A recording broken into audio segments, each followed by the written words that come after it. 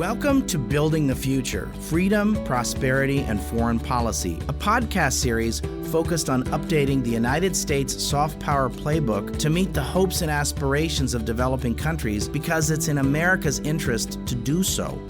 I'm Dan Runde, Senior Vice President at CSIS. There are a lot of global challenges out there, so let's get started.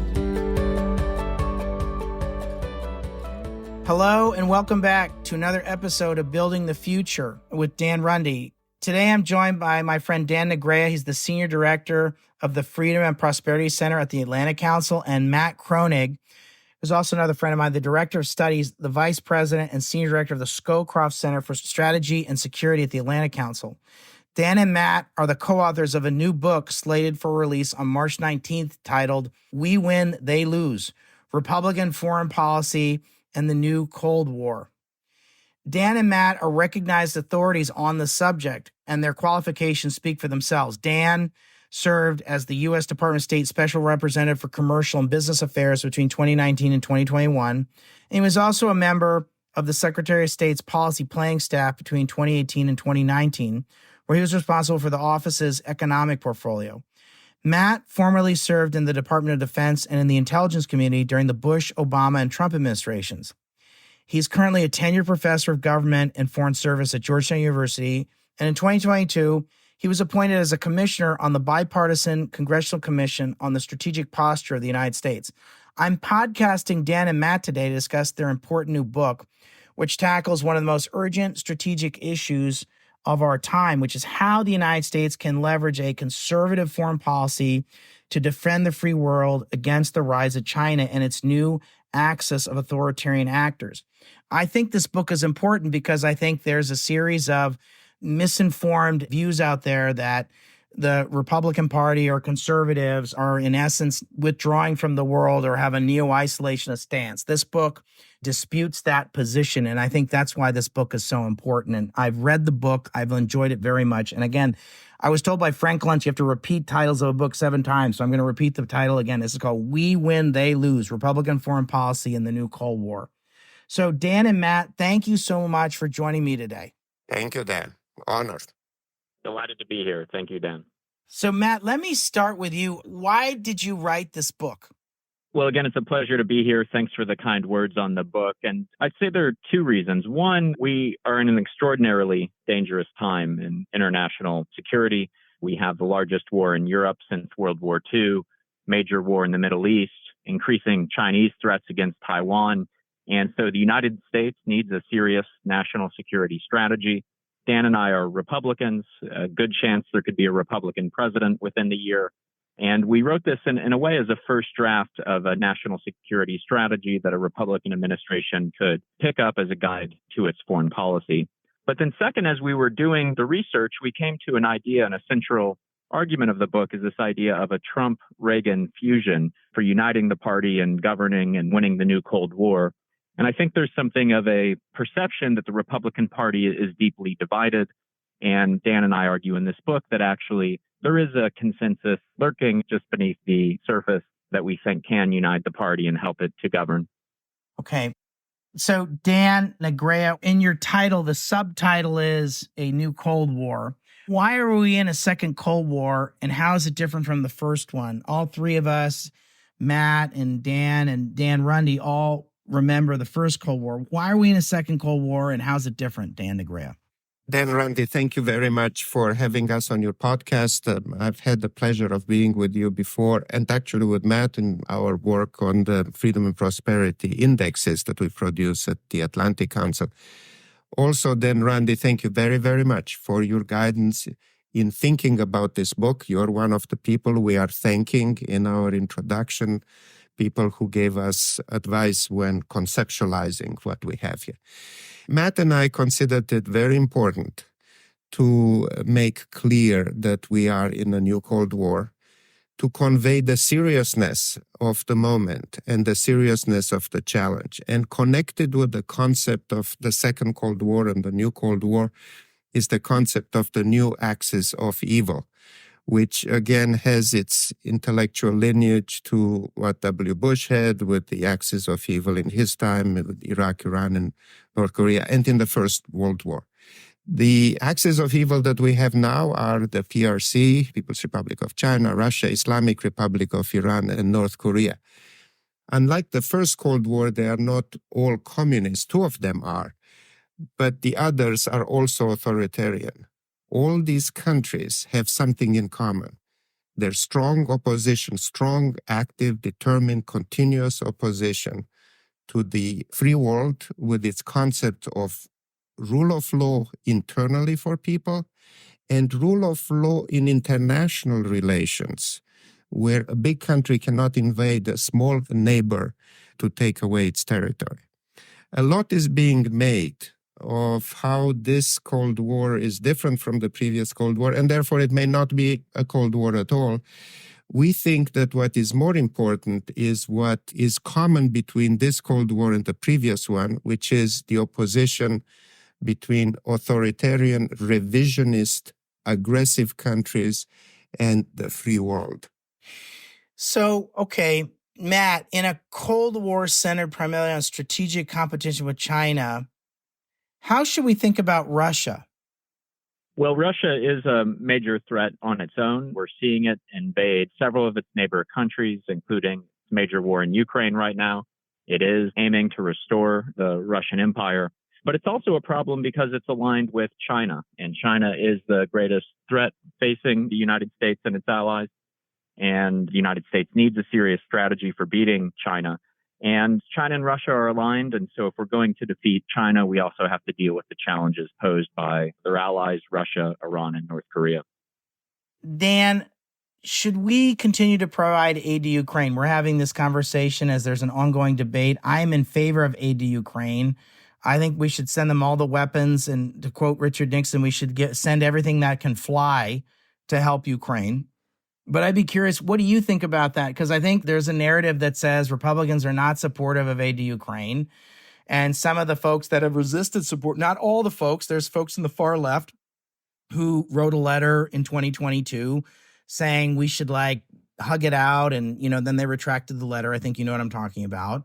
But there's a narrative out there in the media that the Republicans are against aid to Ukraine. I don't agree with that. But what do you think? Should we continue to provide aid to Ukraine, Dan? So Matt and I write in the book that it is in the interest of the American people that Putin is defeated in Ukraine. There is absolutely no doubt that Putin's Russia, were it to occupy Ukraine, will have access to the vast population of Ukraine, another 40 million over the 140 that Russia would have access to the industrial capacity of Ukraine and its strategic position. This is not in the interest of the United States because Russia would be a more powerful threat against Europe, and also China will have a more powerful, who doesn't have many allies of consequence, would have a more powerful ally. And also Xi Jinping would be emboldened in his aggressive designs on neighbors, Taiwan and others, by a success by Putin in Ukraine. So we argued about all this in the book, and therefore we should aid Ukraine. Now, however, what Matt and I are also saying, he and I authored an article about this. President Biden is not serving well the cause of aid to Ukraine by his lack of strategic clarity as to what the policy of the United States is with this very substantial aid. President Biden said, we will be next to the Ukrainian, by the side of the Ukrainian people until the end. Until the end of what? What does this end look like? What is the goal? Also, the unwillingness of the Biden administration to solve the border crisis to the satisfaction of the Republicans in Congress, such that the Republicans in Congress feel able to support aid for the Ukraine, is also a problem. So we believe, Matt and I believe, that the solution to the Ukrainian crisis depends on continued American support, but it needs to have the right kind of U.S. presidential leadership, which right now we do not have. Matt, how should we think about China? And I mean, we talk about we win, they lose as a title of the book. And you talk a little bit about in the intro, explaining why you use the term "we win, they lose," which I like very much. But how should we think about our relationship with China, and what does the end state of our relationship with China look like? Well, first, how we should think about China. I do think that China poses the greatest threat to U.S. national security in the history of the country. And China is a much more capable adversary than the Soviet Union ever was. And it's a comprehensive threat. It's an economic threat, a technological threat, a threat when it comes to governance and human rights, and also a military threat. So this is a serious challenge. And we argue that the goal in this new Cold War, like Ronald Reagan said about the first Cold War, is the title of the book, We Win, They Lose. But what does that mean? What we say is that the goal should be to get to a place where China no longer has the capacity or the will to threaten U.S. core interests. And there are a number of different ways that that could come about. Or as Secretary Pompeo put it in his foreword to our book, we're aiming for the capitulation or the incapacitation of China. I mean, can you imagine a scenario where China is someday a democracy? Yes, and I think that is one way that this competition could end, that if China becomes, as the Chinese Communist Party falls, a different government comes to power that does respect human rights, respects international law, that would be a good outcome. But I think that's also unlikely, certainly in the short and medium term. And so Dan and I identify a number of other ways that we could win this competition. One is the incapacitation, that working with our allies, we outcompete China, and China just no longer has the capability to pose a serious threat.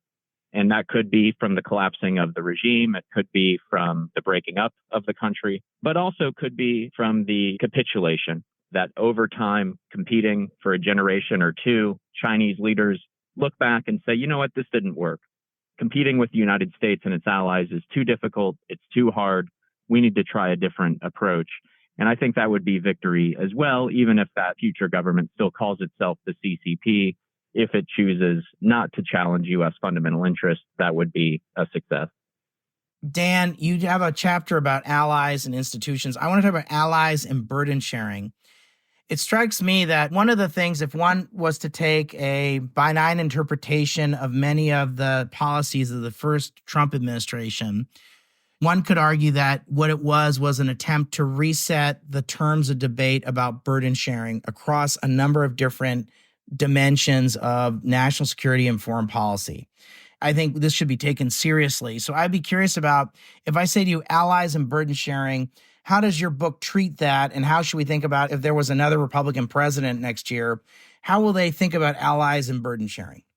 So then we argue, Matt and I argue in the book, that the system of alliances and the large number of allies and partners that the United States has, in contrast, by the way, with the rather small number of countries in the new axis of evil, that this alliance system is a major strategic asset of the United States.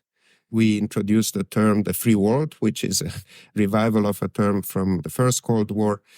And we show how, in terms of GDP, the free world is orders of magnitude larger than the axis of evil. What is also important is that the allies actually carry their weight. And this is not a new concept that was introduced by the Trump administration. President Eisenhower complained that the European allies are not carrying their weight and that Uncle Sam is becoming Uncle Sucker.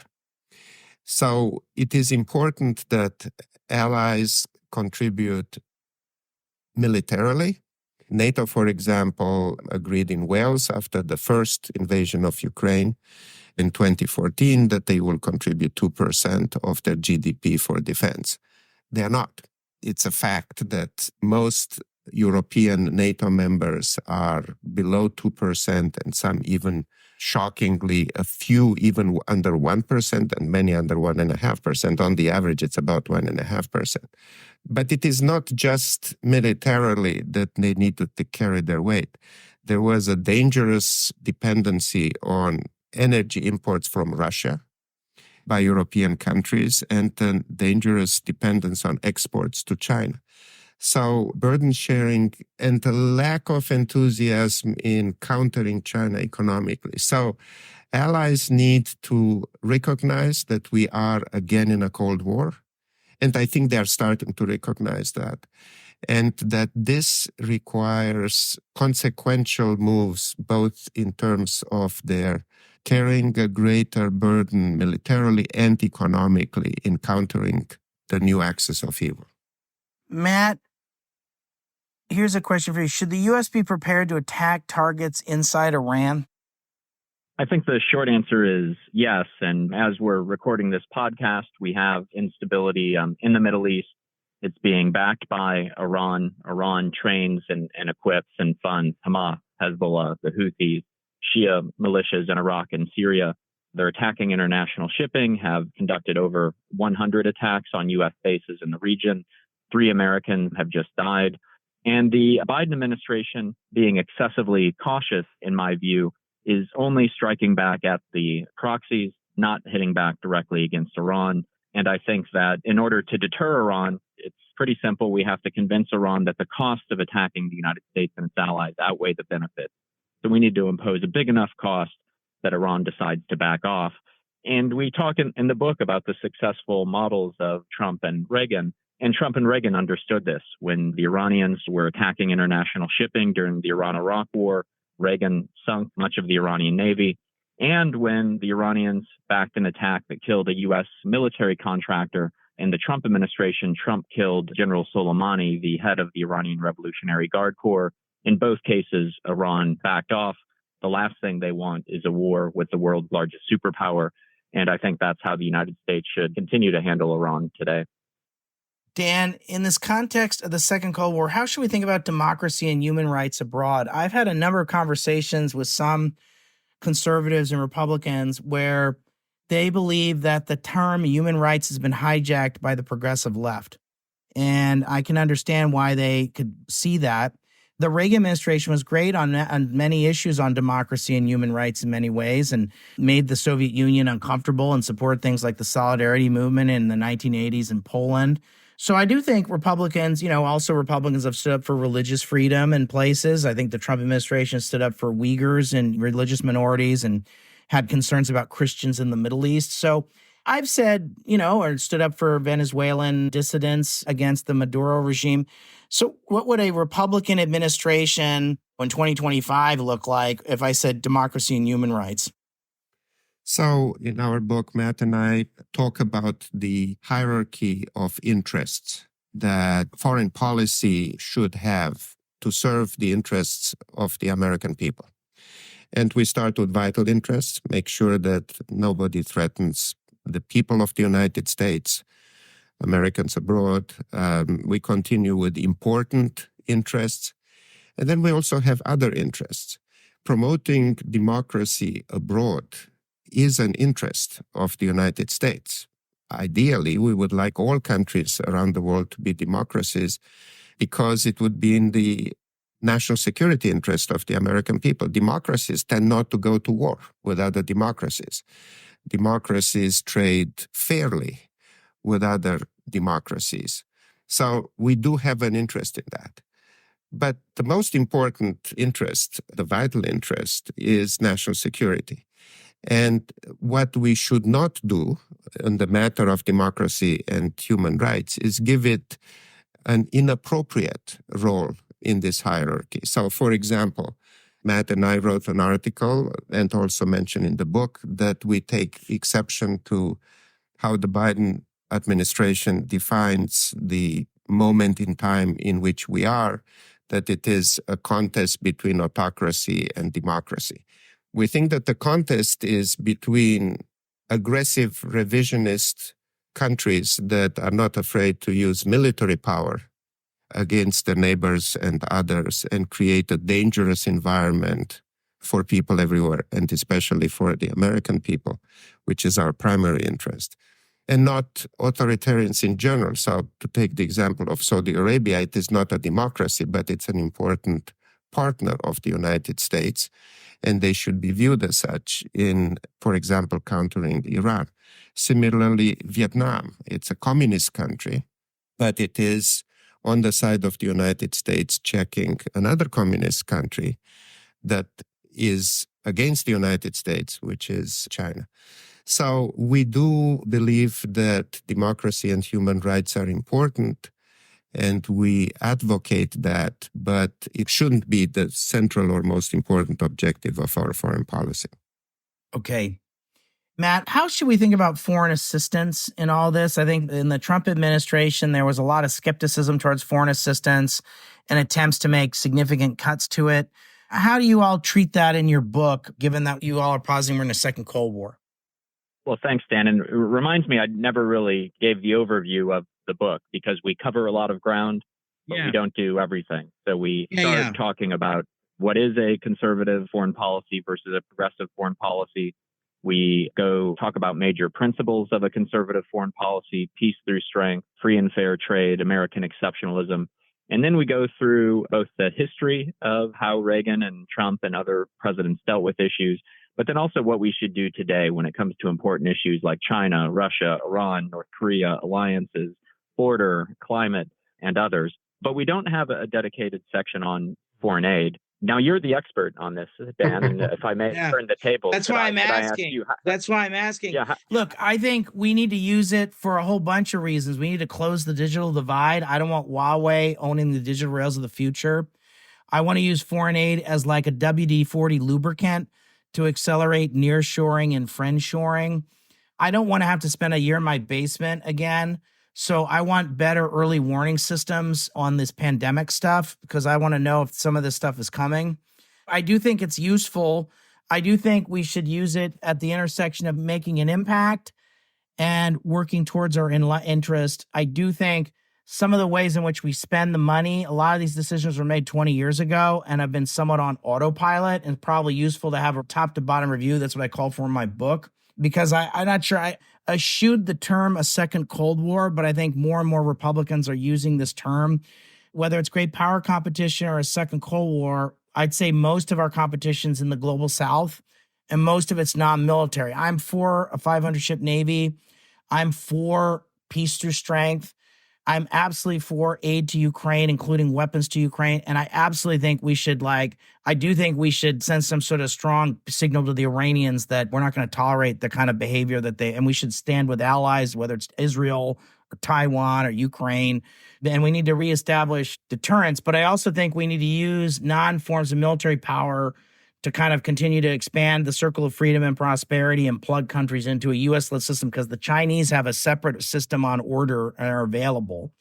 And I would argue they're a near-peer soft power competitor. So I think foreign aid and sort of development adjacent kinds of activities, the Exim Bank or the DFC or how we use the MDBs, is important to that as well. So yeah, of course I'm going to say that I pay my mortgage on this stuff, but I think it's important. And I think my argument is most of our second Cold War is going to be play out in the global South, and most of our competition is non-military. So what's our non-military strategy in the global South? So I recognize it's a leading question, Matt, and it's a little unfair. I know you don't cover it in detail in the book. So yes, it's fair to ask me, and you'll get an opinionated response from me because I think a lot about it. But yes, absolutely. Well, opinionated and informed. So we'll add that chapter to the second edition of the book. In the next edition of the book, exactly. Okay, let me talk about the global South because I mentioned it in my comment before. Okay, so Dan or Matt, you can take this as our last question. So here's my theory. My theory is this second Cold War is not playing out in China, though we need to support dissidents in China. We need to support religious minorities in China. This war is not going to play out in Russia, though I would argue we need to support democratic actors and dissidents in Russia, and we need to reach the Russian people. This is also not going to play out in the States. This is going to play out in Africa, Latin America, Southeast Asia, the Pacific Islands, Central Asia, the post-Soviet space, if I can describe it that way. So a shorthand for that is the global South. Okay, so if I said I think you're going to see a lot of attention. The Atlantic Council, which you guys are members of, are going to have an excellent conference on this later. This is being recorded in February. By the time this is released, it'll have happened. I think it's great that the Atlantic Council is having a conference on the global South. We will have something first 10 days of March, an event with global South ambassadors asking the question, how can the United States be a better partner And the silent part is in this age of great power competition and China being a real soft power competitor. So if I said let me ask you both, if I said global south, if I say Africa, Latin America, Pacific Islands, Central Asia, pick a region. So not Iran, not Ukraine, not Taiwan. If I said everywhere else and I said global south in your book, how should we think about that? Because that's how I would argue that most of this competition is going to play out in these other places that I've just described. I'd be curious what your guys' reaction is to that. So let me start. So in your excellent book, Dan Randy, The American Imperative, you address this, and I agree with your subtitle, Reclaiming U.S. Global Leadership Through Soft Power. It will be through soft power. It will not be through military power, and it will not be through economic power in the old acception of the term. So let me elaborate on this. First of all, I think that the second invasion of Ukraine by Russia created a defining moment in which the countries of the world crystallized themselves, sort of self-selected into three camps. The free world, which includes democracies, whether in Europe, in North America, or in Asia, a few in Africa and Latin America. The new axis of evil, the countries that are supporting Russia, whether economically, militarily, certainly diplomatically. And then a third group that some call Global South. I happen to prefer the term the new non-aligned movement. Other people call them swing countries, which I don't like. Recently, in a European podcast, I heard another term, which is also very interesting, transactional countries. So transactional countries or Global South countries are not taking a clear position on the invasion of Ukraine by Russia. And it is an extraordinarily consequential act because they're basically saying one of the fundamental principles of the Charter of the United Nations does not matter to us. And we are going to be transactional. We are going to continue to do business with China, with Russia, despite the fact that we recognize that they are aggressors and they're doing things that endanger the global stability. The question then becomes, how does the United States deal with these countries? Clearly not militarily. It used to be that the go-to tools used to be economic grants, give them money, give them foreign aid, and preferential access to the U.S. market. So there were economic incentives to these countries. What we saw in the Trump administration and continued in the Biden administration is a departure from these types of tools. There is no willingness on either the Republican or the Democrat side to increase foreign aid in terms of grants and to increase preferential treatment to the U.S. market. So then the question is, what do we have to offer? And what we have to offer is the concept that countries that choose an enabling environment for economic development and societal development in general, they will find a partner in the United States where the U.S. private sector will get involved in these countries and will help them in their growth, not the government, but the private sector. But these countries would have to take the first step themselves and create an enabling environment, fight corruption, have predictable rule of law to settle commercial disputes, and other steps of this sort. So I think that you were right with the soft power as an important tool, and the United States can be a partner for these countries. Well, look, I want to remind people this is a really interesting book. I would encourage people to go out and read We Win, They Lose, Republican Foreign Policy in the New Cold War by Matthew Kroenig and Dan Negrea. Congratulations, guys. This is a great accomplishment. It's an important contribution. Go out and read it. My intention will be to hope release this podcast around the time of your book launch. So I hope a lot of people go out and read it. Is there a website for the book? We are working on one. Okay. You can go on to Amazon and pre-order it now. We Win, They Lose. Okay, go out on Amazon and pre-order it. We Win, They Lose. It's an important book. Congratulations, guys. Very grateful, Dan Randy. Very, very grateful. Thank you so much. You're welcome. Thank you very much, Dan. If you enjoyed this podcast, check out our larger suite of CSIS podcasts. From Into Africa, The Asia Chessboard, China Power, AIDS 2020, The Trade Guys, Smart Women, Smart Power, and more. You can listen to them all on major streaming platforms like iTunes and Spotify. Visit csis.org/podcasts to see our full catalog